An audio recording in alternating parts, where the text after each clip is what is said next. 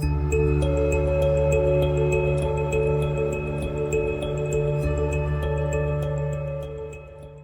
guys, today I want to talk about something that you may not be aware even exists, but I can assure you that a very high percentage of you guys watching will probably suffer from this symptom. The symptom known as Dysdiado. I think I got it right. Not sure if it's pronounced right, but that's what it's called somehow. I'm going to write it up here. There it is, so you can see what it looks like. That being said, do you even know what this is?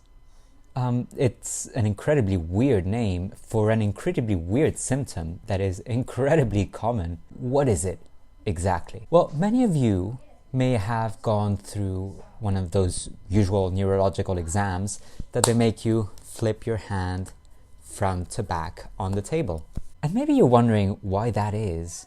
And well, that is a test in order for the doctor to see if you have dysdiado. To present it in common terms, that is the inability to perform a repeated movement without interruptions. Dysdiado for me is one of the first symptoms that really struck me as being extremely weird. I was typing, and when I had to type a double, I wasn't able to actually do it at the speed that you would usually type at. I don't know if it's making sense, but it felt like my finger became sort of sticky, and I had to really just wait a second before I repeated that movement. So that to me was super weird already. That is one way that dysdiado can manifest itself. The other way that can be one of those symptoms that you don't really understand, but they're there. It's your inability to articulate properly the tap sounds. Now, what do I mean by tap sounds? I mean that these are sounds that involve the tongue being gently tapped up onto the palate. So letters such as T, D, N, S even, R, and probably more, M. That would be a labial tap.